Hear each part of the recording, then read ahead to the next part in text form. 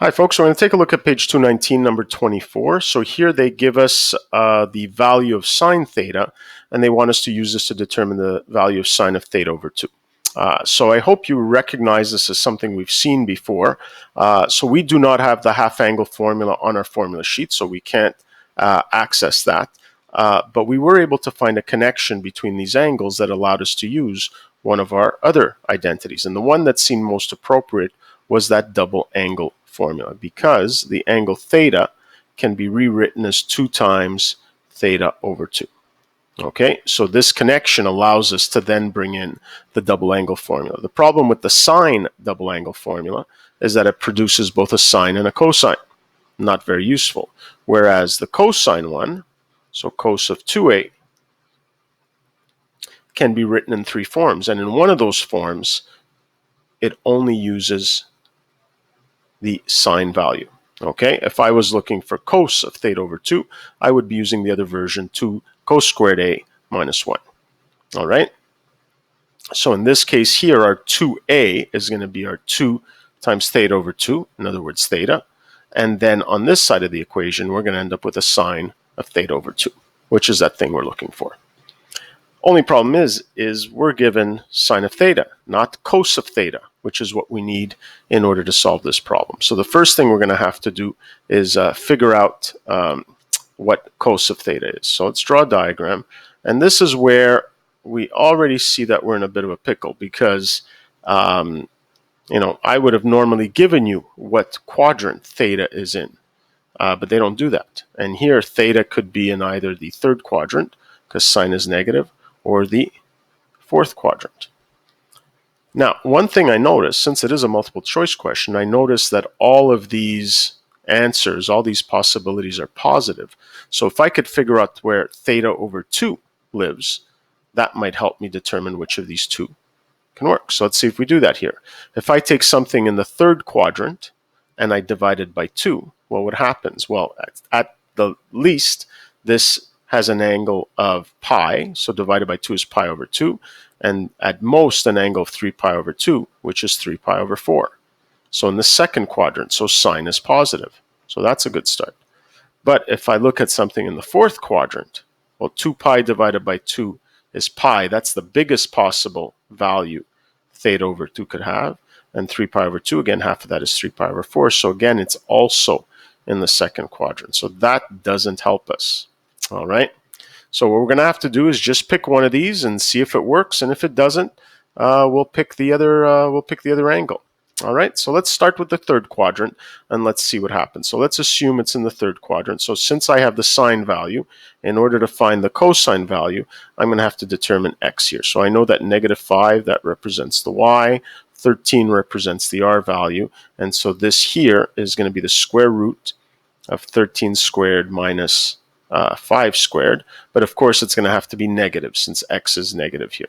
All right, so this is 169 minus 25 is 144, so this is equal to -12. All right, so let's see what happens here.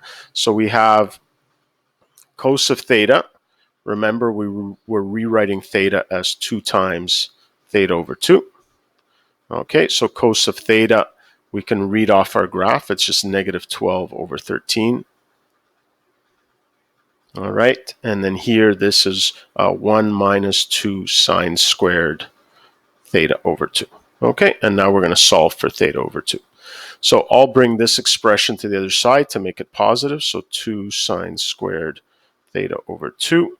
And bring then this to the other side, so it's going to become an addition. So I'll write 1 as 13 over 13, just so it makes the addition easier. 12 over 13. So here, sine squared theta over 2. So I'm going to be dividing by 2, but what do we have here? We have 13 plus 12 is 25 over 13, divided by 2 is going to be 25 over 36. All right? And so now I take the square root of both sides. Now, I already know that I'm expecting sine to be positive, so I know that I'm going to have to take the positive square root. Okay, so I can eliminate the negative one. But as I do this, I notice that this definitely does not correspond to any of these answers here. So even if I were to rationalize, there's no way that's going to be equal to one of those answers. So that means I have to go back to the drawing board and use the angle in the fourth quadrant. Okay, so, just bad luck. We picked the wrong one. Okay, so here, though, I can save myself some time because this is still going to be 13. This is still going to be -5. This will have the same length, except now it's going to be +12. All right, so I'll do the same thing. Cos of theta is equal to cos of 2 times theta over 2. So I'm going to follow the exact same things, except here now my cosine value is going to be +12 over 13. Okay, this is still going to be 1 minus 2 sine squared theta over 2. I'm still going to switch things around here. So 2 sine squared theta over 2 equals, so again, I'll turn this into 13 over 13, and this is going to be -12 over 13 sine squared of theta over 2. So again, doing this quickly because it's the same process as here. So this gives me 1 over 13 divided by 2, so 1 over 26, and then take the square root. But again, I'm going to just eliminate the -1 right off the bat because I know all my answers are positive. 1 over 26, and this is looking a lot better because this now can be simplified as 1 over square root of 26, since the square root of 1 is 1. And here now, if I rationalize, I think I'm going to have my answer. So multiply numerator and denominator by root 26, I get root 26 over 26. And so that means that my answer was A. Okay, so a bit of a long process because they didn't specify what quadrant theta was in, but it got us to practice this whole procedure. So step number 1, if you have some information about an angle and you want to find the half angle, you're going to want to be using that cosine double angle formula. Because we were looking for sine of theta over 2, we use this version of the formula. If we were looking for cos of theta over 2, we would just be using the one that involves a cosine, cosine squared a minus 1. From there, I used my diagram to determine the information that was necessary to find cos theta instead of sine theta. Okay, that's it for this one.